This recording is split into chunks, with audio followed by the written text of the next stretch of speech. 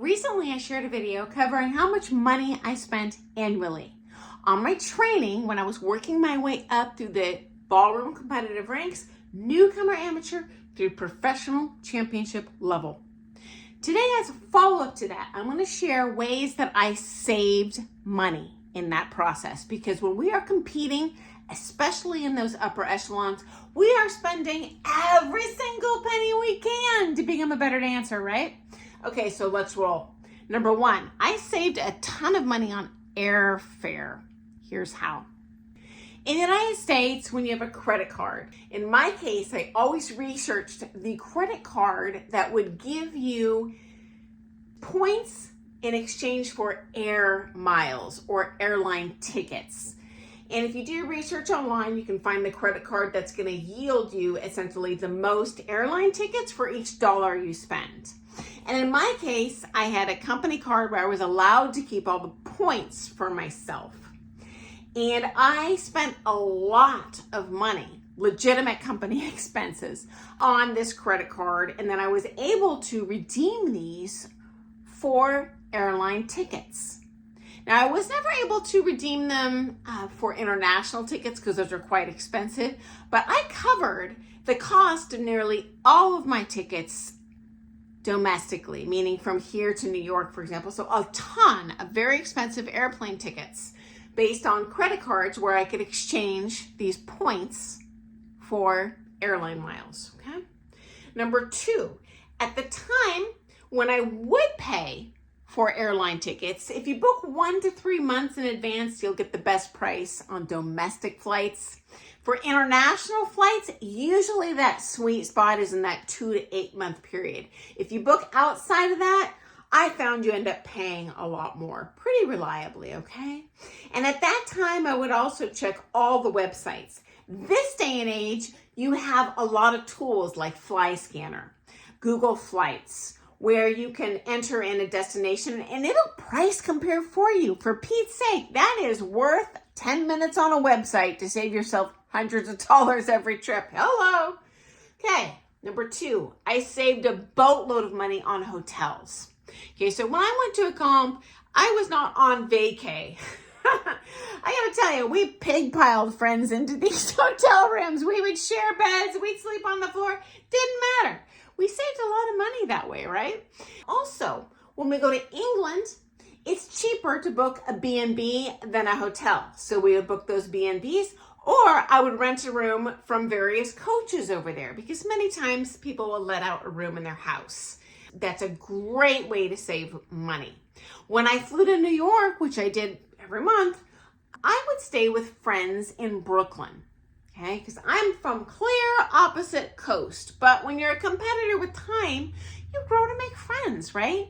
And they certainly did not expect me to pay them everything, but I always hid money for them in their living room, and I would tell them where after I left, because no one wants to be a user. So they got some extra cash, and heavens knows, I saved a lot of money on those hotels by being able to stay with friends. And then you know what? So what? I have to get up an hour early every day and hoof it with the metro into town. I am happy to do it. I needed to do that to save as much money as I could, so I had more money to spend on all that coaching and the costumes and the comps, okay? Next up, I would always dovetail my coaching and my competitions or multiple competitions. So when you book those air miles, you could strategically schedule. For example, I would fly to New York one weekend and I would have a comp there. Then I would get my 10 days of coaching. And then that other weekend where I was still there, maybe I could drive up to another state nearby, like Connecticut, do the Tri-State Challenge, for example, then drive back down. So in that one airline ticket, I could get 2 competitions in and 10 days of coaching with one airfare.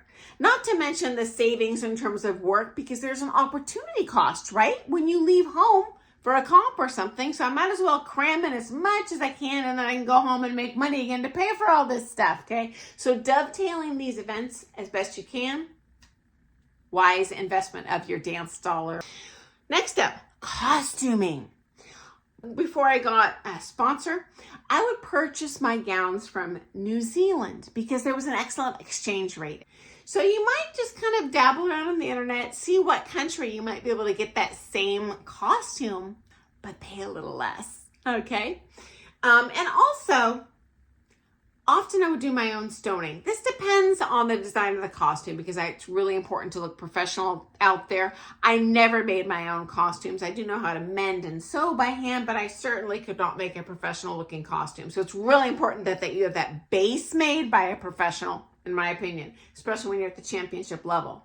But the stoning, debatable, depends on your talents, okay? If you can do it yourself, you will save a lot of money, but you'll also spend a lot of time. So depending on what your job is, how much money you make in your personal job, it might be worth the investment just to pay the professional to do it for you. And that way you know it looks good. Finally, personal life. I have no personal life. I don't know if I went to Starbucks one time during my entire competitive career. And you guys know me, I love me some Starbucks. No, that is definitely drip coffee central. If I dined out, it was a very rare occasion. It was a special occasion. It was at a comp where I was maybe with my coaches or with my very close ballroom dance friends. We would go out like once at the comp to celebrate together, to talk about the comp. There were times I was living off noodles and butter. So in terms of personal clothing, would I drop thousands on a costume? Yes. Would I shop at Goodwill for my work clothes?